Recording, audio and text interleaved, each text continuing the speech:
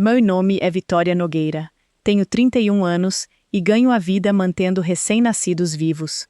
Em fevereiro passado, na mesa de jantar da minha mãe, minha família anunciou o quinto filho do meu irmão, e logo em seguida anunciaram o que tinham decidido fazer com o resto da minha vida.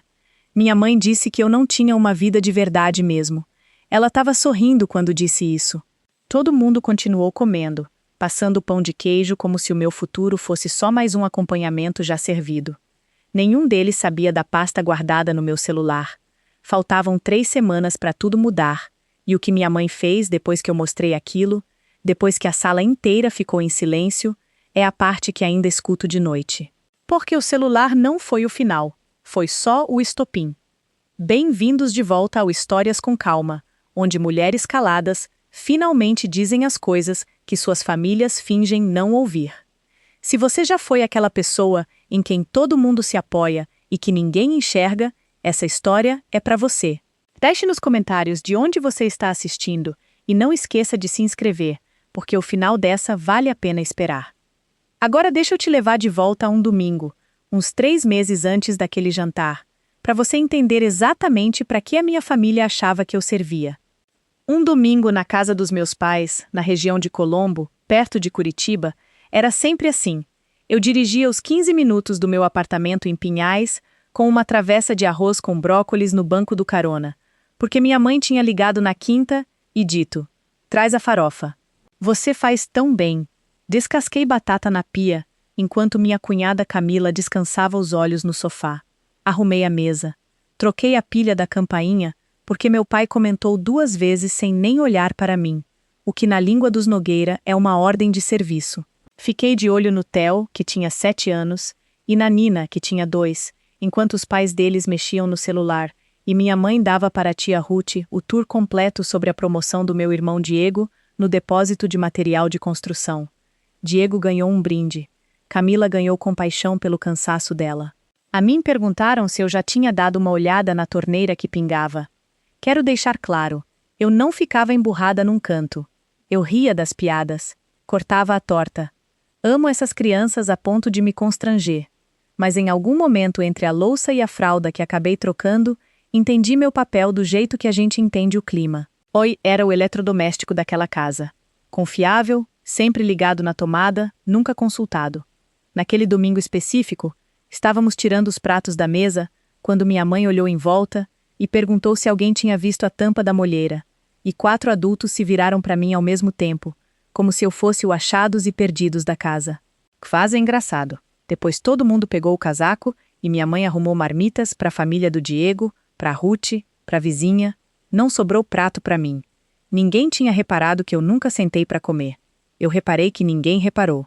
Eu sempre reparava. Se você quiser entender como ganhei esse papel, precisa conhecer a minha avó, Júlia. Quando eu tinha 24 anos, o coração dela começou a falhar, devagar e cruel, e a família fez uma reunião na mesa da cozinha dos meus pais, que durou 11 minutos. Diego tinha 2 filhos pequenos e financiamento da casa.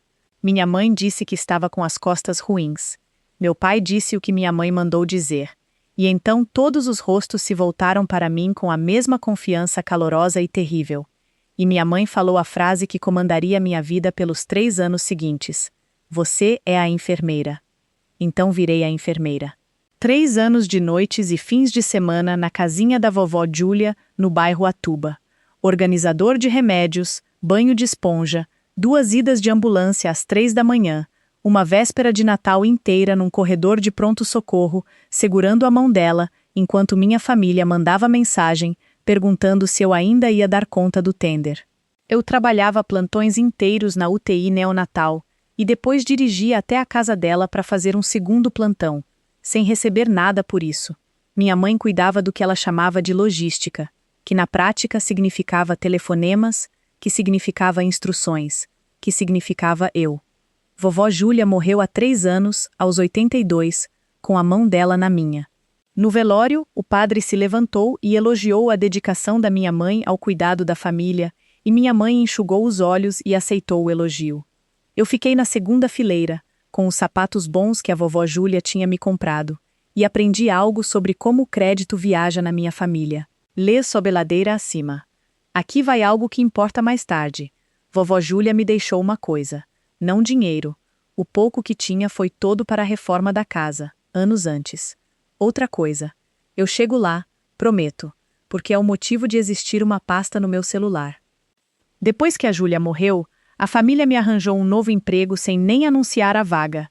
Diego e Camila moravam a 10 minutos de mim, com 4 filhos e uma rotina segurada com fita adesiva. Eu virei a fita adesiva. Febre à meia-noite? Liga pra tia Vitória, ela é enfermeira. Camila presa no dentista? Tia Vitória pode buscar o Theo no treino. Fim de semana de aniversário de casamento? Tia Vitória fica com os 4, ela é tão boa com eles. E aqui está a parte complicada, a parte que mantinha a máquina inteira funcionando. Eu amava mesmo aquelas crianças.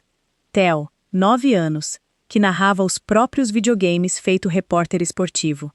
Bento, 4 anos, que abraçava com uma corridinha e tudo.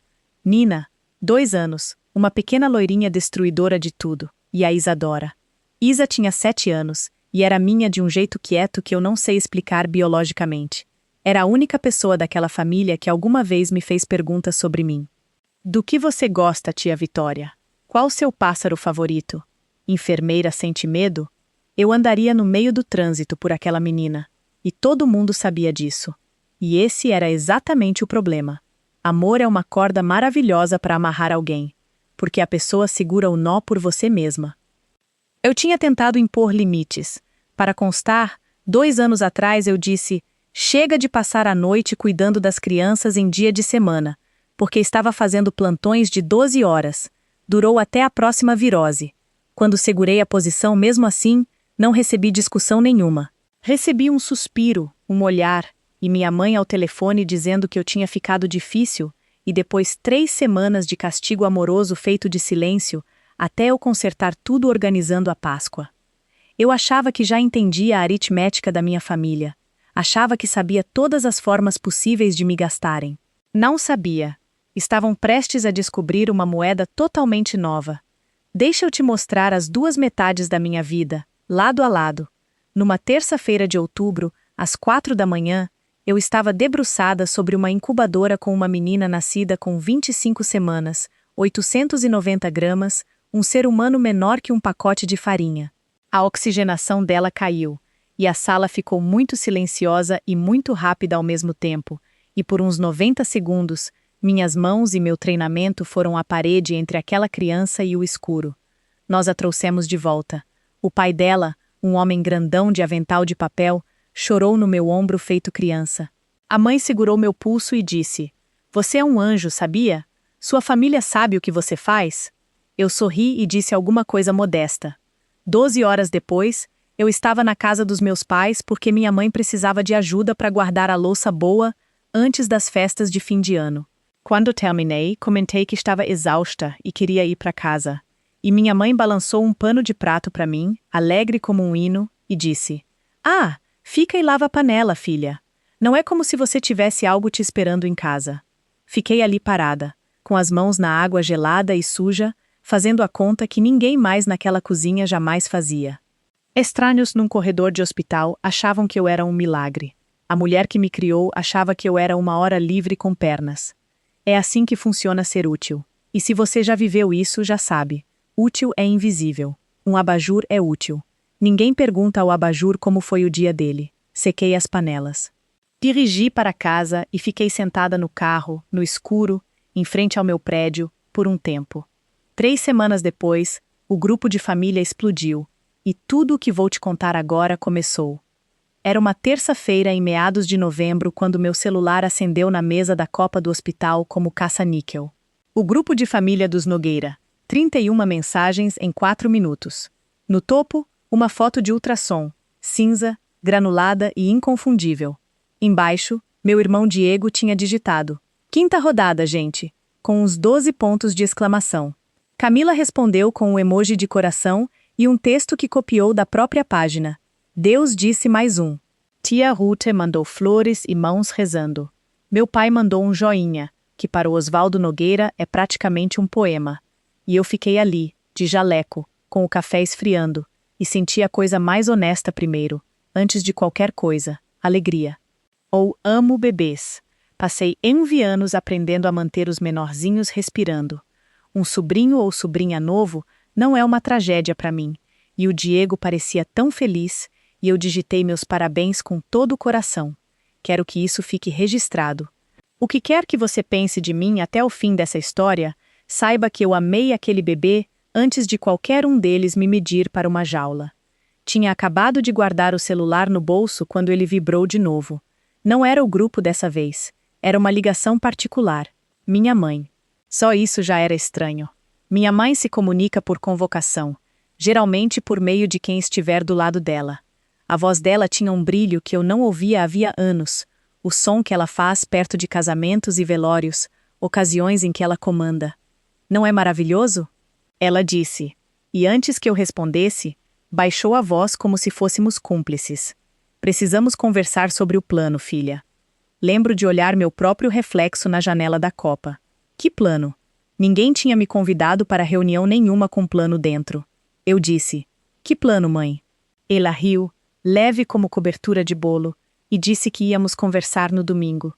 Depois desligou, e eu fiquei parada com uma sensação no estômago que ainda não sabia nomear. Meu corpo sabia antes de mim.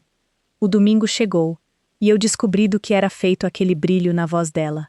Minha mãe expôs tudo no balcão da cozinha, enquanto cobria um bolo, casual como previsão do tempo. A Camila ia ficar de cama até o meio do ano, com um recém-nascido e mais 4 filhos. Creche para essa turma toda custava mais do que o Diego ganhava por mês, ela disse, o que era verdade. E eu concordei, o que foi meu primeiro erro, porque concordar na minha família é assinar embaixo. Aí ela foi ao ponto. Então, a gente andou pensando que você podia trabalhar meio período no hospital, ou dar uma pausa por um tempo. Sinceramente, fica mais simples assim. Criança precisa de rotina. Ela alisou a cobertura do bolo. Família cuida de família. Coloquei meu café na mesa e falei claro, calma, do jeito que você diria o próprio nome num tribunal. Não, mãe, eu tenho um emprego. Eu amo meu emprego. Não vou pedir demissão para virar babá. E aqui está a parte que preciso que você entenda, porque tudo que vem depois nasce desse momento. Minha mãe não discutiu comigo. Discutir teria significado que ela tinha me ouvido. Ela só sorriu para o bolo, bateu a espátula 2 vezes na tigela e disse, bom, a gente resolve os detalhes depois. Como se eu tivesse levantado uma dúvida pequena sobre estacionamento. Meu pai apareceu, passou o dedo na cobertura e disse, sua mãe já resolveu tudo, com admiração de verdade, do jeito que outros homens dizem, minha esposa restaura móveis. Dirigi para casa com as mãos duras no volante, repassando a cena. Eu tinha dito não, claramente, em português, e aquilo tinha passado por ela como vento por uma porta de tela. O que me assustou não foi ela ter ignorado, foi o quanto ela estava tranquila. Minha mãe nunca está tranquila, a menos que já tenha certeza de que ganhou. Eu não conseguia entender de onde vinha aquela certeza. Descobri logo. Naquela noite, de volta ao meu apartamento, fiz o que fazia quase toda noite havia meses. Abri o notebook, entrei no e-mail e atualizei a caixa de entrada do jeito que algumas pessoas rezam baixinho todas as noites. Aqui está o que ninguém da minha família sabia. 10 meses antes, em janeiro, eu tinha trabalhado o pior plantão da minha carreira. Perdemos um bebê de 23 semanas às 5 da manhã e eu chorei no depósito de material. Depois cheguei em casa e vi que minha mãe tinha deixado uma mensagem de voz me pedindo para fazer 3 dúzias de ovos de codorna para um evento da igreja, já que você está de folga na quinta. Alguma coisa em mim ficou muito quieta naquela noite. Não quebrada, focada. Sentei, ainda de casaco, e preenchi uma inscrição que tinha salvo nos favoritos havia 1 ano e nunca deixado a mim mesma terminar. Um programa de treinamento em reanimação neonatal, ligado a um hospital em Galway, na Irlanda. Contrato de 2 anos, ensinando enfermeiras e obstetrizes a fazer o que eu faço melhor no mundo, manter gente impossivelmente pequena viva. Tinha conhecido o programa num congresso em Belo Horizonte, com uma médica irlandesa de cabelos grisalhos, chamada Dr. Keane, que me viu conduzir uma simulação e disse, você ensina com as mãos. Já pensou em fazer isso de propósito? Fiz 2 entrevistas por vídeo no fim do ano, nos meus dias de folga, de blazer em cima e pijama embaixo. Em novembro, Eu era uma das finalistas. Prometa era uma decisão final para dezembro. A única alma viva que sabia era a Jana, nossa enfermeira-chefe. Minha melhor amiga havia 9 anos, que guardava meu segredo feito cofre e perguntava sobre isso em código no trabalho. Alguma notícia do outro lado do oceano? Então, enquanto minha mãe cobria a certeza dela num bolo, eu tinha um talvez crescendo do outro lado do Atlântico. Um talvez, só isso. Mas em algumas noites, um talvez é a única coisa entre uma mulher e um porão. Atualizei a caixa de entrada mais uma vez e fui dormir. A primeira prova veio 10 dias depois, no meio de um plantão. Meu celular vibrou com um número desconhecido. Quando saí para o corredor para atender, uma voz simpática disse: Senhora Nogueira, aqui é a secretaria da Escola Municipal Beira Rio. O Theo está com febre, e não conseguimos falar com a mãe nem com o pai dele. A senhora está cadastrada como contato de emergência. Eu disse: Contato de quê? A mulher repetiu, paciente como só ela. Segundo contato de emergência, logo depois dos pais. A Camila tinha me cadastrado naquele semestre. Ninguém tinha me perguntado. Ninguém sequer tinha me avisado. Você deveria saber que não precisa de nada para isso. Um dos pais só escreve um nome e um telefone num formulário. Sem assinatura da pessoa voluntariada. Sem autorização da tia. Troquei meu horário de almoço, fui até a escola e peguei um Theo de bochechas rosadas que se sentia péssimo e parecia pior ainda. Deixei ele instalado em casa, com remédio e desenho animado, porque nada daquilo era culpa dele. E enquanto pendurava a mochila dele no gancho, caiu do bolso da frente uma folha dobrada. Era uma agenda impressa no computador, com sol de clip art nos cantos. No topo, em letras roxas animadas, dizia: Dias da tia Vitória, terças, quintas, fins de semana alternados. Meu nome bloqueado numa grade de calendário, feito escala de plantão. Semanas e semanas de mim, impressas e plastificadas, com um ímã atrás. Fiquei parada no corredor do meu irmão, segurando aquilo, e senti o chão de alguma coisa ceder. Aí conferi a data impressa pequena no canto, o dia em que o arquivo foi feito. Outubro. Outubro. Minha mãe só tinha me ligado sobre o plano na 3ª semana de novembro. Eles tinham impresso a minha vida um mês antes de sequer me contarem. A segunda prova me encontrou no corredor de cereais. Já era início de dezembro, e eu empurrava um carrinho pelo supermercado depois de um plantão, quando a tia Ruth apareceu na esquina do corredor e se acendeu feito luz de varanda. Me abraçou forte, balançou de um lado para o outro e disse bem no meu ouvido: A gente tá tão orgulhosa de você. Perguntei do quê, sinceramente. Ruth se afastou e sorriu radiante. A Marlene contou para todo mundo na igreja: Você vai tirar o ano de folga por causa do bebê novo, um ano inteiro pela família. Os olhos dela brilharam. Você é uma santa, filha. O pastor Miguel falou seu nome do púlpito. Do púlpito. Fiquei ali, entre a aveia e as barrinhas de cereal, enquanto minha tia apertava minhas mãos. E eu não a corrigi. Quero ser sincera sobre o motivo. Porque, parada naquele corredor, eu já conseguia ouvir exatamente como a correção ia se espalhar. Não como a Marlene se enganou, não. Ia se espalhar como a Vitória desistiu. Naquela semana, mais 2 pessoas me pararam. Uma mulher da comissão de flores da igreja, no posto de gasolina, e a nossa antiga vizinha na farmácia. Ambas radiantes, ambas me abençoando, ambas me parabenizando por uma decisão que eu nunca tinha tomado. Minha mãe tinha saído na minha frente para todos os cômodos onde eu algum dia pudesse pisar, e tinha contado a minha história primeiro. Então liguei para ela. Mantive a voz firme e disse: Mãe, você não pode contar para as pessoas que eu vou largar meu emprego. Eu te falei não. E minha mãe disse, quente como bolsa de água morna: Ai, filha, eu só estava orgulhosa de você. Depois, mais suave, com uma risadinha sem graça nenhuma: Você vai ver. Vai parecer tudo natural quando o bebê nascer. Desliguei e fiquei muito quieta. Minha mãe tinha me construído uma jaula de elogios e não tinha terminado de construir. Decidi contar a ele sobre a Irlanda. Não a proposta, que ainda nem existia oficialmente, mas a verdade, o formato da minha vida de verdade. Ensaiei por 3 dias, no banho, no carro, no sinal fechado. Só um parágrafo simples. Eu me inscrevi para uma coisa no exterior. Sou finalista. Minha resposta sobre o plano de babá é não. E vai continuar sendo não, mesmo que a Irlanda diga não. Jantar de sexta na casa dos meus pais. Cheguei cedo. Ajudei em nada de propósito, o que exigiu esforço. E o momento chegou. Pratos recolhidos, meu pai puxando o jornal, minha mãe servindo café descafeinado, e eu realmente consegui soltar a primeira frase. Mãe, pai, preciso contar uma coisa sobre o ano que vem. Minha mãe pousou a jarra e olhou para mim, e juro que alguma parte animal dela já sentiu o cheiro. E bem naquele instante, a Camila ligou para o telefone fixo gritando. O Bento tinha tido febre alta e uma convulsão, curta, no chão da cozinha.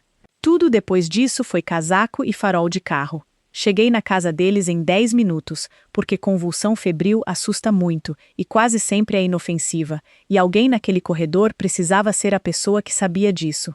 Examinei ele, acalmei a Camila, fui junto até o pronto-socorro por precaução. Era meia-noite quando voltamos, o Bento dormindo no meu ombro, pesado como saco de areia. E na cozinha do Diego, minha mãe, que tinha ido lá para organizar as coisas, olhou em volta para a bagunça e disse para a sala, na voz de um argumento final. Viu? É exatamente por isso que o plano faz sentido. Tem gente aqui que tem família, Vitória. Família cuida de família, ela disse pela segunda vez naquele mês. Dirigi para casa à 1 da manhã com meu discurso ainda dobrado dentro de mim, não dito. Me conta uma coisa com sinceridade nos comentários. Você já ensaiou uma frase por dias e a vida simplesmente arrancou o microfone da sua mão? Digita o plano, se você conhece essa sensação, e fica comigo, porque o que meu pai fez depois doeu mais do que qualquer coisa que minha mãe tinha dito em voz alta. Na quarta-feira seguinte, meu senhorio me ligou. O Valdir é dono do meu prédio e de mais ou menos metade dos troféus de boliche de Pinhais, e joga boliche às terças com uma liga que inclui, entre outros senhores aposentados, o meu pai. A voz do Valdir era só sol. Vitória, seu pai comentou que você ia se mudar para a casa dos seus pais na primavera, para ajudar com o netinho novo, queria falar sobre o prazo do aluguel, se você quer sair antes. Que gentileza sua, hein? Não tem mais filha assim hoje em dia. Fiquei parada na minha cozinha, olhando meu próprio reflexo na janela escura, e me ouvi dizer, calma, que nada estava decidido e que eu ligaria de volta. Depois dirigi até a casa dos meus pais. 15 minutos, a maior parte respirando de propósito. E encontrei meu pai na garagem, rádio ligado, passando óleo em algo que não precisava de óleo. Perguntei baixinho se ele realmente tinha conversado sobre encerrar meu aluguel com meu senhorio antes de alguém me fazer uma única pergunta. E meu pai, meu doce pai avesso a conflito, esfregou a nuca, olhou para a bancada e disse: Bom, sua mãe disse que já estava decidido. Aquela frase ficou entre nós, feito uma chave inglesa caída no chão. Não nós decidimos, nem sequer ela decidiu. Estava decidido. Clima, gravidade, um ato divino. Olhei para aquele homem que me ensinou a dirigir, que eu vi se levantar da cadeira dele talvez 2 vezes na vida, e entendi que ele nunca ia ser aquele que me devolveria o meu próprio futuro. Ele só era o homem que pintava qualquer cômodo que minha mãe apontasse. Pai, eu disse, eu não vou morar no porão. Ele balançou a cabeça devagar, do jeito que se acena para uma criança que diz que vai ser presidente um dia. Aquele aceno fez mais estrago do que um soco teria feito. Enquanto isso, a conta de todos aqueles resgates estava chegando na minha vida real. Entre a busca do Theo na escola e a noite da convulsão do Bento, eu tinha trocado 2 plantões em 3 semanas. E dezembro numa UTI neonatal não é mês com folga sobrando. A Yana me pegou perto dos remédios, braços cruzados. E ser pega pela Yana é como ser pega por um temporal. Você não sente até ela ficar séria. Vi, você sabe que eu te amo. A gerência marcou as trocas. Baixou a voz. A vaga da trilha de educação abre no início do ano. Você é a escolha óbvia. Mas se você continuar sangrando o plantão toda vez que sua família belisca o dedo do pé, alguém com mão pior e presença melhor leva a vaga. Comecei a explicar, e ela levantou uma mão, não sem carinho. Eu sei que não é culpa sua. Nunca é culpa sua, e sempre é você. Depois disse a frase que eu já pensei umas 100 vezes desde então. Eles estão gastando sua carreira feito se fosse vale-presente deles. Voltei para o meu posto e fiquei em pé sobre uma incubadora, olhando um menino de 900 gramas respirar, firme feito máquina. E fiquei pensando em vale presente, em como tem um número escrito nele e todo mundo passa o cartão como se não tivesse. E um dia o cartão simplesmente é recusado e todo mundo finge surpresa. 14 anos eu tinha construído aquilo. Enfermeiras-chefes me pediam por nome. Pais apavorados me pediam por nome. E minha família estava recortando isso em terças e quintas com sol de clip art no canto. Terminei o plantão, sentei no carro no estacionamento e deixei minha testa descansar no volante por exatamente 1 minuto. Então meu celular vibrou no porta-copos. Não era o grupo, não era minha mãe. O assunto do e-mail começava com a frase exata que eu vinha rezando por 10 meses. Oferta de contratação. Não abri no carro. Sei como isso soa, mas eu tinha esperado 10 meses, e tem coisas que a gente não desembrulha sob a luz fraca de um estacionamento. Voltei para dentro do hospital, passei o crachá no depósito da UTI neonatal e fiquei entre as prateleiras de fralda para prematuro e soro fisiológico. O único lugar na Terra onde sempre soube exatamente quem eu era. Aí abri o e-mail da doutora Kim. Prezada senhora Nogueira, em nome do programa, tenho o prazer de oferecer a você o cargo de especialista em treinamento de reanimação neonatal, Galway. Contrato de 2 anos, salário real em euros, com auxílio mudança e uma ajuda de custo de instalação para o primeiro mês. O hospital patrocinaria meu visto de trabalho. Enfermeiras como eu estão na lista de habilidades críticas da Irlanda, o que é um jeito bonito de dizer que precisam de nós mais rápido do que conseguem formar. Meu processo de registro, protocolado desde o outono, já em andamento. Data de início: 9 de março, o que significava embarcar até 1º de março, o que significava 12 semanas para desmontar uma vida e construir outra. Li 3 vezes. Minhas mãos tremiam tanto que a prateleira de fraldas ficou embaçada, e eu ri disso. 14 anos de mãos firmes em emergência, tremendo agora feito aluna do 1º ano. Não assinei aquela noite. Em vez disso, fiz uma coisa que não tinha planejado. Criei uma pasta no celular só para aquilo. A carta de oferta, o contrato para assinar, a página da companhia aérea com a passagem só de ida para Shannon já no carrinho. E quando meu polegar pairou sobre a caixa pedindo o nome da pasta, eu não digitei Irlanda, nem Galway, nem Vida Nova. Digitei 5 letras maiúsculas, Júlia. Depois fiquei parada no depósito mais um tempo, ouvindo o zumbido da ventilação. Só faltava assinar. Então por que minhas mãos ainda tremiam? Acho que você já sabe o motivo. Tinha o nome dela, e eu ainda não te contei o que ela me deixou. Aqui está o que a Júlia me deixou.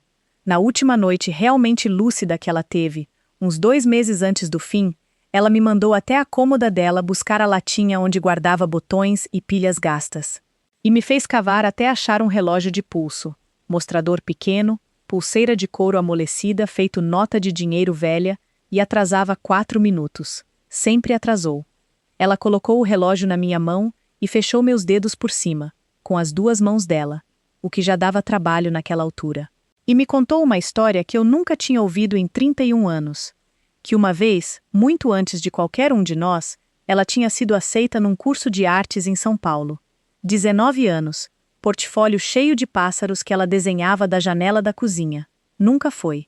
A mãe dela precisou dela, depois os irmãos precisaram dela, depois um marido, depois os filhos dos filhos. Eu ficava esperando alguém dizer que era a minha vez, ela disse. A voz dela não era amarga. Essa era a parte pior. Era só cansada e certa, feito placa de trânsito. Ninguém nunca disse, Vivi. Ninguém entrega a vez de uma mulher para ela. A gente pega. Depois ela bateu de leve no relógio com um nó do dedo e disse que mantinha ele atrasado de propósito, para que toda vez que olhasse se lembrasse que o tempo não espera educadamente. Usei esse relógio no velório dela, 4 minutos atrasado, enquanto o padre elogiava minha mãe. Estava usando ele no depósito 3 anos depois, na noite em que a oferta chegou. Então foi isso que eu fiz, parada entre as fraldas e o soro. Olhei o relógio dela. Depois abri a pasta chamada Júlia, assinei o contrato com o polegar, comprei a passagem só de ida, guardei o celular no bolso e voltei a trabalhar. Minhas mãos ainda tremiam. Assinei mesmo assim. Esse é o segredo inteiro. Se você quiser saber, Você não espera ficar firme. Você assina tremendo. Pretendia contar para eles naquela semana. Tinha a carta de oferta impressa na bolsa, dobrada feito passaporte. Meu plano era simples, sentar meus pais sozinhos, calma, de adulto para adulto. Fui até lá num sábado de janeiro, ensaiada e pronta. E minha mãe me recebeu na porta com os olhos absolutamente acesos de alegria. Agarrou minha manga e disse: "Que timing perfeito! Vem ver o que seu pai fez." E me levou pela escada do porão. Tinham esvaziado tudo. A esteira que servia de cabideiro sumiu. As caixas de pesca do meu pai empilhadas na garagem. O revestimento tinha ganhado uma mão de tinta fresca, amarelo claro, e contra a parede do fundo, arrumada com uma colcha que eu reconheci do meu quarto de infância, estava minha cama de solteiro antiga, minha cômoda do colegial, um abajur pequeno, cortinas novas com florzinhas penduradas sobre os poços de luz da janela. Minha mãe ficou no meio daquilo tudo, com os braços abertos feito modelo de programa de auditório. "Vai ser como ter nossa filhinha em casa de novo", ela disse, e a voz dela tremeu de sentimento verdadeiro. E esse é o detalhe que preciso que você absorva. Era verdadeiro. Ela não estava atuando. Meu pai ficou na escada atrás de nós, segurando um pincel que ele não precisava havia dias, sorrindo, esperançoso, orgulhoso do amarelo. Eles tinham construído a jaula com amor. É isso que eu tento explicar para as pessoas. Era uma jaula amorosa, com minha própria cama dentro. Fiquei ali parada com a carta de oferta queimando um buraco na minha bolsa, e entendi, fria e clara como água de torneira, o que aconteceria se eu anunciasse a Irlanda ali mesmo, sozinha, com 3 semanas de telefonemas e padres e lágrimas disponíveis para serem usados contra mim antes que eu sequer chegasse a um aeroporto. Minha mãe queria plateia para o meu futuro. Tudo bem, ela ia ter uma. Antes de chegarmos ao jantar, devo contar sobre o meu irmão. No fim de janeiro, o Diego apareceu no meu apartamento para devolver uma panela de pressão, o que era desculpa, porque o Diego nunca devolve nada. Ficou na minha porta, girando o boné nas mãos, e disse: "Você não precisa fazer isso, sabe? A coisa da babá." E por um segundo inteiro, o corredor se iluminou. Um aliado, um ser humano dentro da cerca que me enxergava. Abri a boca para contar tudo. Galway, o contrato, tudo. Ele me venceu por meio segundo. Mas, ia ajudar muito mesmo. Falo sério. A Camila tá se afogando. Creche para os pequenos custa mais do que meu salário. E você? Ele deu de ombros, apontando para o meu apartamento silencioso. Minha única xícara de café secando na pia. Minha vida inteira compacta. Você é livre. Livre. Fica com essa palavra 1 minuto, do jeito que eu fiquei. Ele queria dizer disponível. Também queria dizer sem custo. Na minha família, essas sempre foram a mesma palavra, e ele nem se ouviu dizendo aquilo, o que é exatamente como você sabe que uma crença já virou móvel da casa. Meu irmão não é um vilão. Quero que isso fique entendido. Ele é um homem cansado, com 4 filhos e um 5º a caminho, fazendo conta no escuro. E há muito tempo, alguém ensinou a ele que a irmã era um número para o qual ele sempre podia levar o resto. Não contei sobre a Irlanda. Só disse: "Eu não sou livre, Diego. Nunca fui livre nenhuma vez. Você só nunca viu a conta." Ele piscou para mim como se eu tivesse falado em japonês, agradeceu pela panela que tinha trazido e foi embora. Fechei a porta e fiquei encostada nela. Meu último talvez aliado, e ele tinha desmoronado antes mesmo de se abrir. A convocação saiu na última semana de janeiro, entregue pelo grupo de família com emoji de tulipa. Domingo, 8 de fevereiro. Jantar de família para celebrar nossa nova bênção e acertar os arranjos. Minha mãe digita ponto de exclamação duplo do jeito que outras pessoas carregam espingarda. Todo mundo foi convocado a comparecer. Diego, Camila, os 4 filhos, tia Ruth, tio Geraldo. Minha mãe me pediu para chegar às 15 horas para fazer o frango, já que o seu é o que todo mundo gosta. Claro que pediu. Sentei no meu sofá naquela noite com 2 futuros na minha frente e olhei para eles honestamente, uma última vez, um porão amarelo claro e um calendário plastificado de mim, e todo mundo na igreja me chamando de santa até o dia em que me enterrassem 4 minutos atrasada.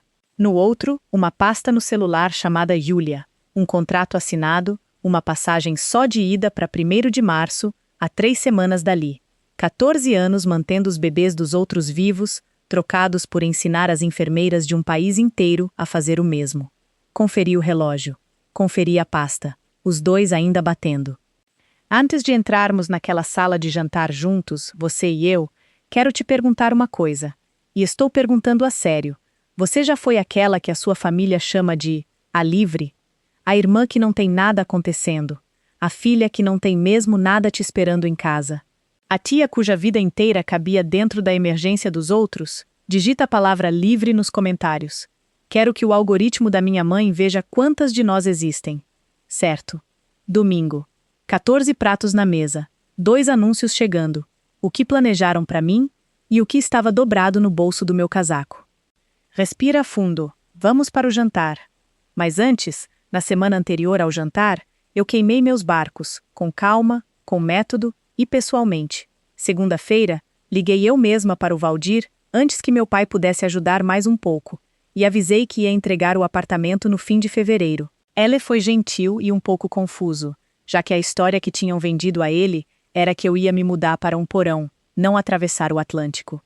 E deixei a confusão dele quieta ali. Terça-feira, um homem com prancheta de uma transportadora internacional passou pelos meus cômodos, colou adesivinhos nos 4 móveis que valiam a pena embarcar e me passou uma data. Quarta-feira, sentei na sala de RH do hospital e deslizei minha carta de demissão sobre a mesa. 30 dias de aviso prévio, tudo direitinho. Último plantão, 27 de fevereiro, todas as caixinhas marcadas, porque eu não ia deixar ninguém dizer que abandonei meus bebês sem equipe por capricho. E na quinta, a Iana tirou o intervalo dela na mesma hora que o meu, leu o e-mail de confirmação por cima do meu ombro na escada, começou a chorar, riu de si mesma por estar chorando e me abraçou tão forte que quase deixou hematoma, e disse: "A Galway não faz ideia do que vai cair no colo deles." Quero que você repare no que tudo isso significa, porque é a dobradiça de tudo. Até aquele domingo, não existia versão de futuro em que eu ficasse. O contrato de aluguel estava encerrado, a mudança, marcada, o aviso, entregue. O relógio da vovó Júlia batia 4 minutos atrasado no meu pulso e na minha cabeça. A semana inteira, a voz dela marcava o tempo junto com ele. Ninguém entrega a vez de uma mulher para ela, a gente pega. Então, quando entrei na sala de jantar da minha mãe, eu não estava indo pedir permissão, estava indo entregar uma notícia. Até domingo, a única coisa que minha família ainda podia tirar de mim era a despedida. Mais uma coisa aconteceu naquela semana, e fiquei em dúvida se contava, porque é a única vez, em toda essa história, que quase perdi a coragem. Quinta-feira à noite, passei na casa dos meus pais para devolver uma assadeira. A armadura ligada, entra e sai, 90 segundos. Mas a cozinha estava vazia, e encontrei minha mãe na mesa de jantar, sozinha, com um álbum de fotos aberto, e ela não me ouviu entrar. Estava olhando a foto de uma jovem com um uniforme antigo de estudante de enfermagem, touca branca e tudo. Levai um segundo para entender que a jovem era ela. "Você nunca tinha visto essas?" ela disse, sem se assustar, sem levantar os olhos.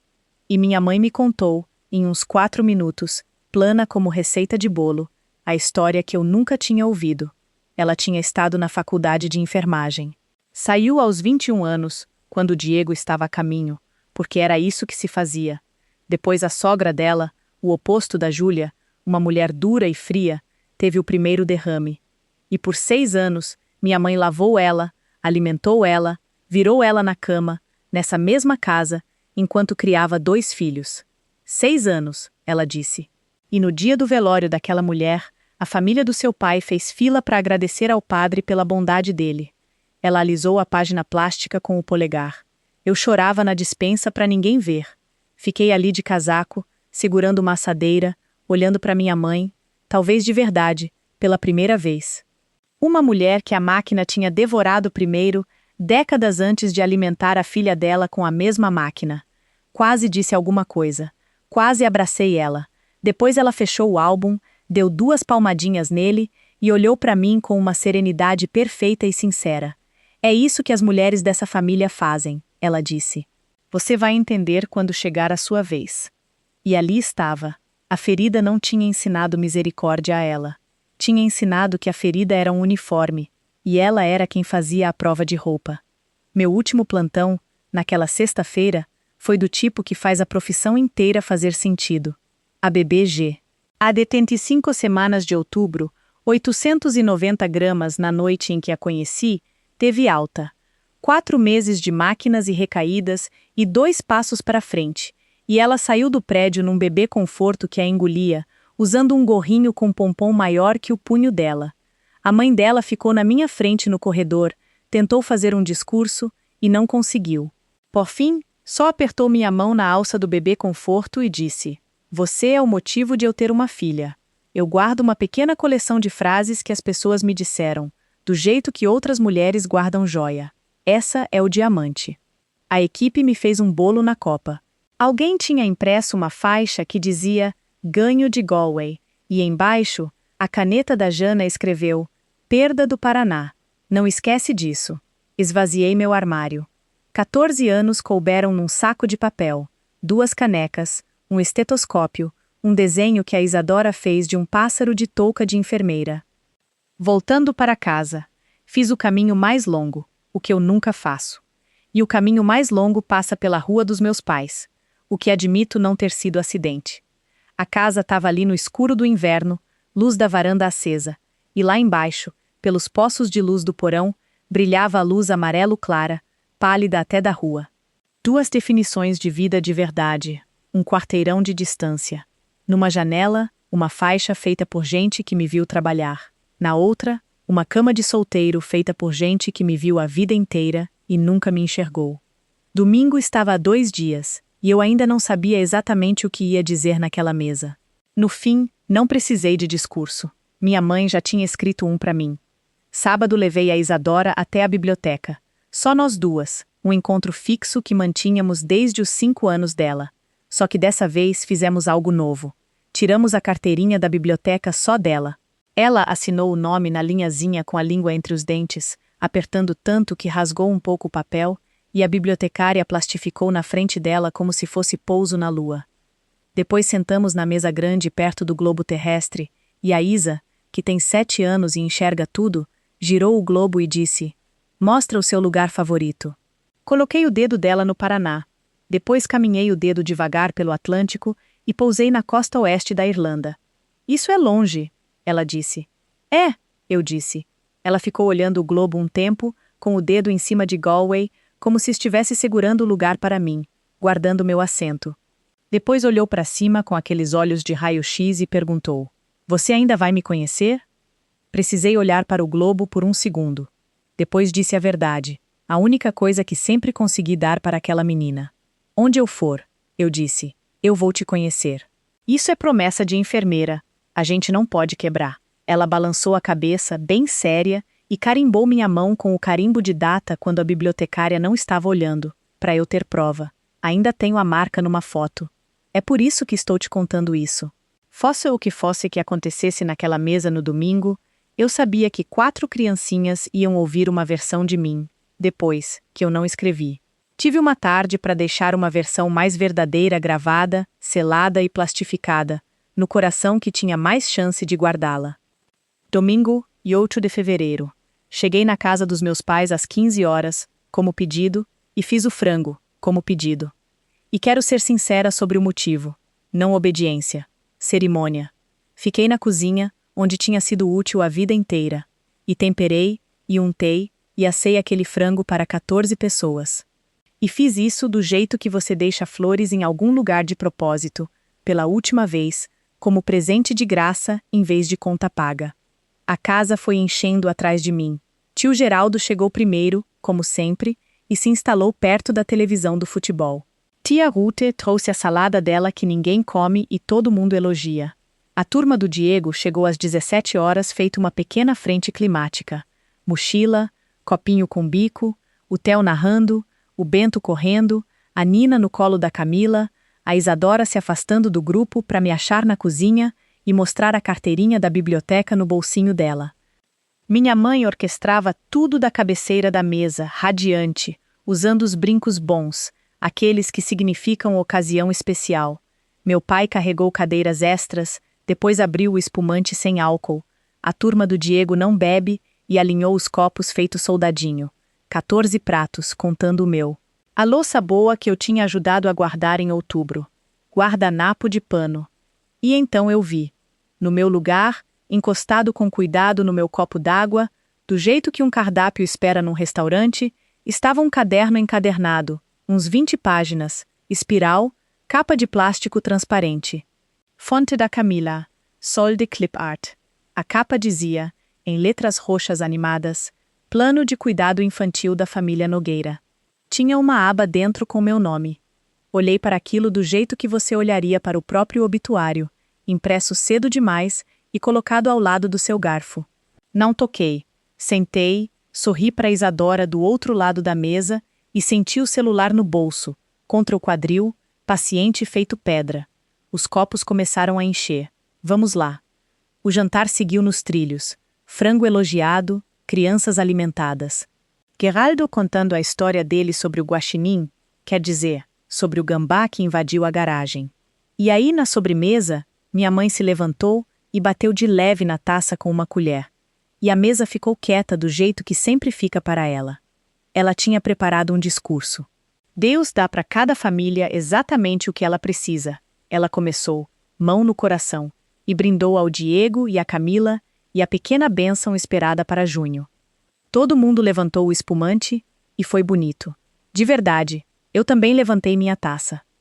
Mas ela não sentou e disse, radiante, desdobrando aquilo feito homilia, Deus também providencia a ajuda, o que nos leva ao segundo anúncio. Ela se virou para mim, com o braço estendido, me apresentando para a própria família feito prêmio atrás de cortina. A partir de junho, nossa Vitória vai se afastar do hospital e se mudar para cá. O pai de vocês fez o porão, esperem só até verem. Vai ser a babá em tempo integral dessa família. Todos os 5 netinhos, uma tia amorosa. Ela recebeu até palmas. Ruth bateu palma. Camila, radiante, esticou o braço e deslizou o caderno espiral para mais perto do meu prato, sussurrando que a página 4 tinha a grade semanal. Meu pai levantou a taça para mim, orgulhoso, esperançoso, já brindando. Coloquei a minha na mesa. Mãe, eu disse, mantendo firme e agradável. Já conversamos sobre isso. Eu tenho uma carreira, eu tenho uma vida. As palmas foram sumindo.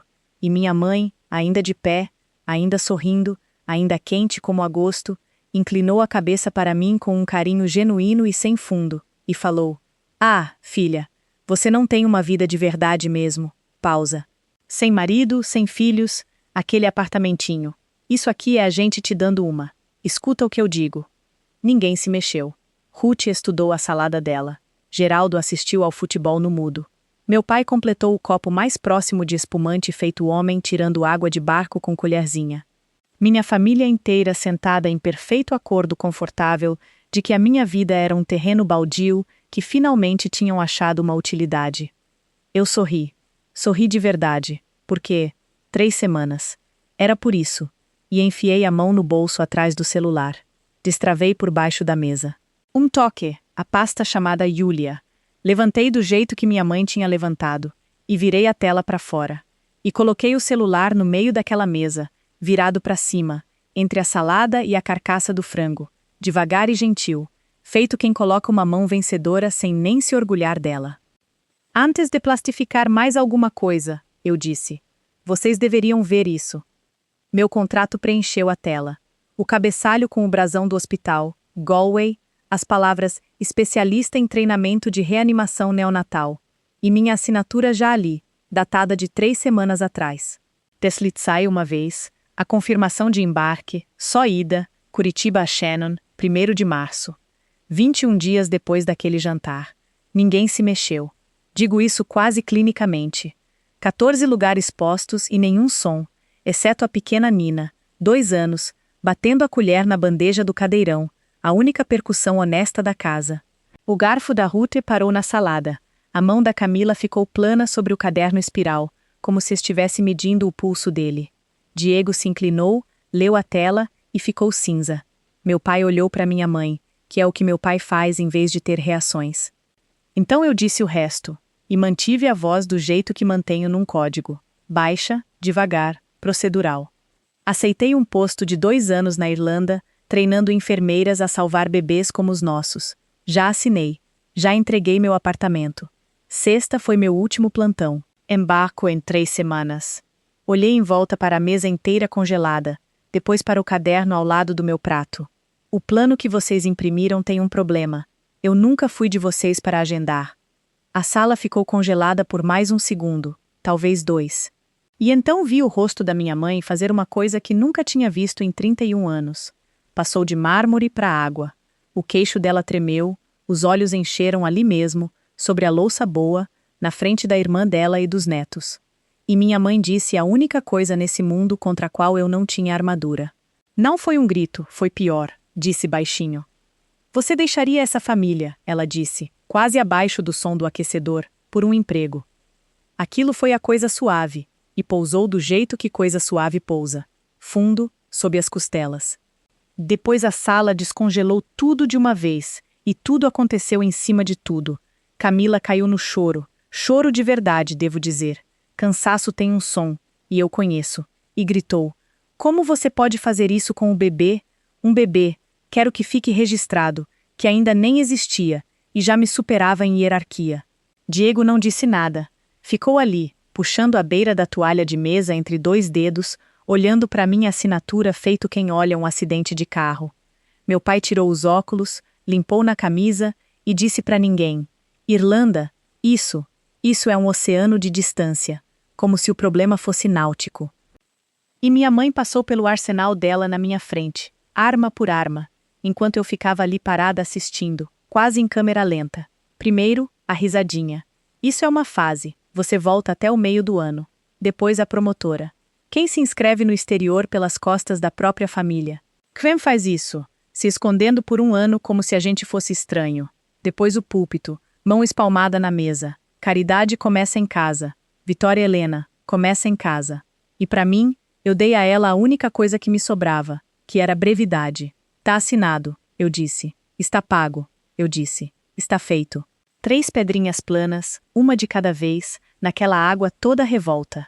Foi quando o tio Geraldo, que não tinha dito uma frase inteira desde a história do gambá, tirou o som do futebol, virou na cadeira e disse: Marlene, deixa a menina falar.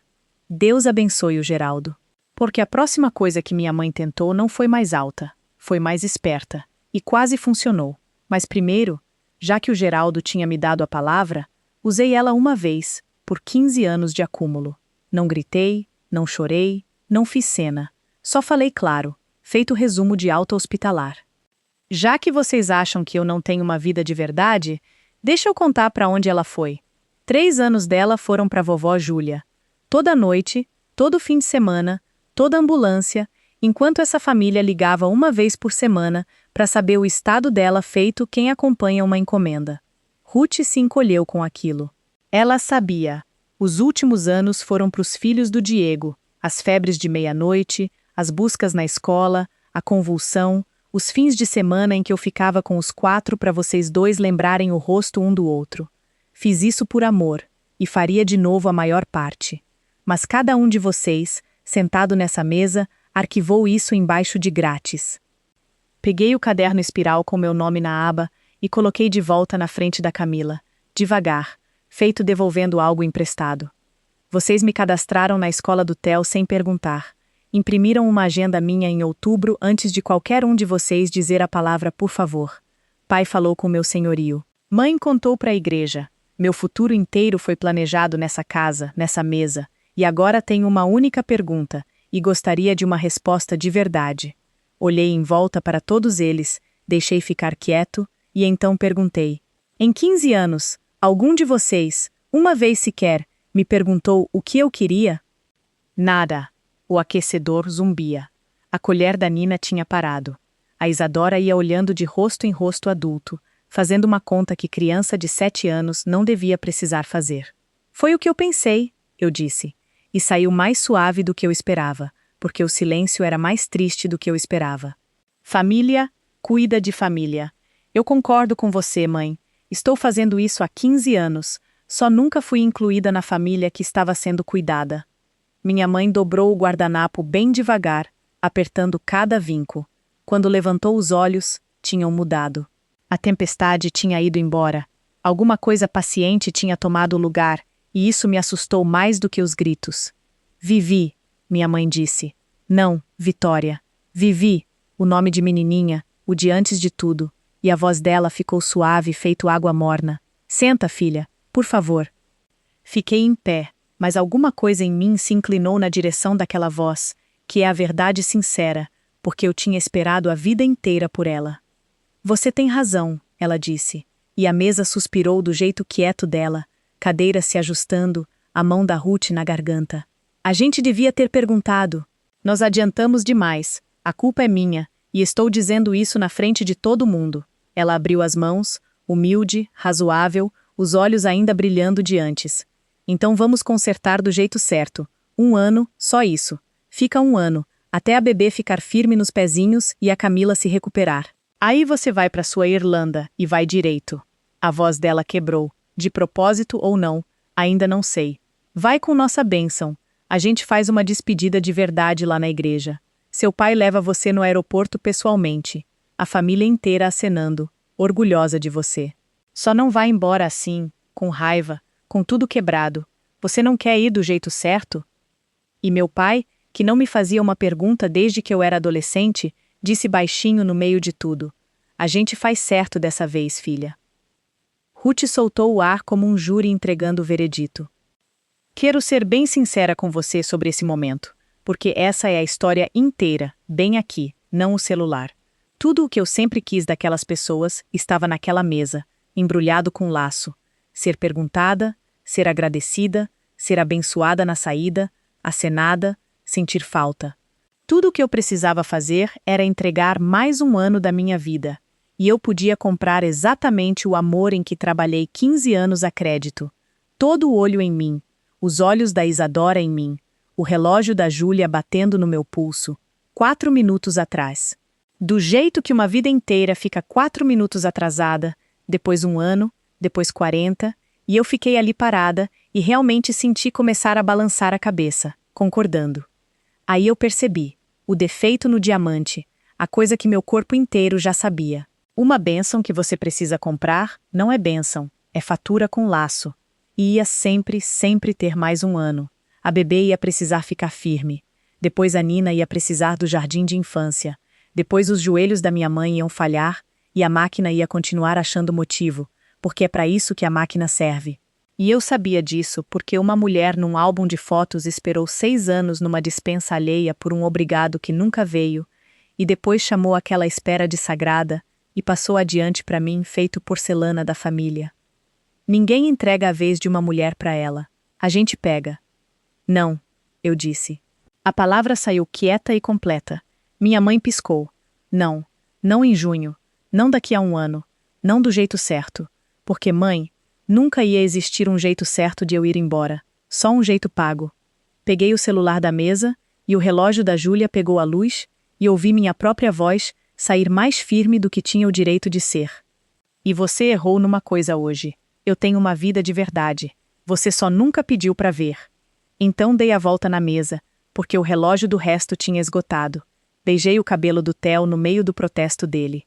Abracei o Bento, que abraça com o corpo inteiro, mesmo sem saber por quê. Beijei a mãozinha gorda da Nina, e me abaixei na cadeira da Isadora e disse, olho no olho, 1 carta por mês, promessa de enfermeira. Ela balançou a cabeça, bem séria, queixo tremendo, e carimbou minha mão com o polegar, porque o carimbo de verdade estava na biblioteca. Peguei o casaco, e atrás de mim, minha mãe se levantou tão rápido que a cadeira bateu no chão, e a voz dela finalmente se rompeu, e o que saiu foi a última carta do baralho, a mais antiga que existe. Se você entrar nesse avião, ela disse, tremendo, não chama mais essa casa de sua casa. Zala fez um zom, todo mundo junto, feito um fôlego puxado. Parei na porta. 1 segundo. Me virei e olhei para minha mãe, furiosa, apavorada, olhos molhados, vestida com os brincos de ocasião, a melhor funcionária da máquina e a vítima mais antiga dela. E disse a coisa mais verdadeira que já disse dentro daquela casa. Depois vou escrever para as pessoas ali dentro que ainda me chamam de família. E saí pela porta da frente dos meus pais, para o frio de fevereiro, e ninguém me seguiu. E foi esse, ali, o preço. E eu paguei ele por inteiro. E ainda foi a melhor troca que já fiz.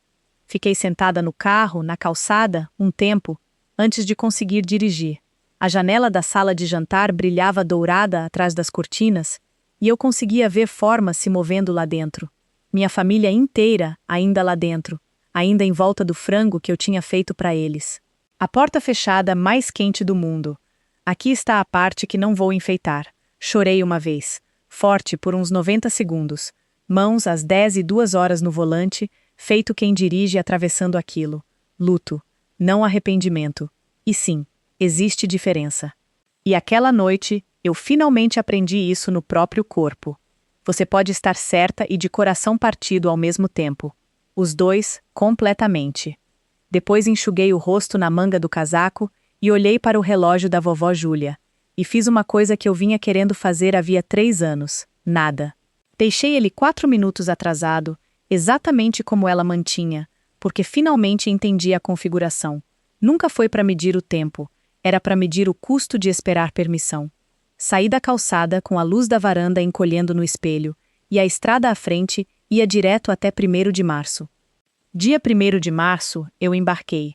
Ninguém da casa apareceu, e eu já tinha feito as pazes com isso na calçada, 3 semanas antes. A Jana me levou, chorou na segurança do aeroporto, ameaçou o segurança com carinho e me mandou uma foto do meu próprio avião decolando. Galway, vou ser sincera, me testou primeiro. Choveu de lado por 11 dias. Eu não conhecia ninguém. Meu apartamento veio com uma chaleira e um silêncio que eu precisei aprender feito idioma. Acontece que, depois de 15 anos sendo necessária a cada hora, o silêncio parece queda livre no começo.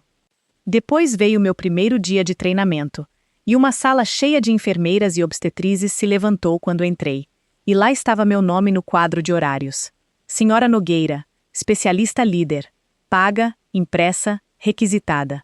Ensino com as mãos agora. Dezenas de pares de mãos que vão segurar milhares de vidinhas, o que é uma aritmética que eu consigo viver dentro dela. Notícias do Brasil chegaram aos pedaços. Quase tudo pelo Diego, que começou a mandar mensagem umas 2 semanas depois, curto e meio encabulado, fotos principalmente.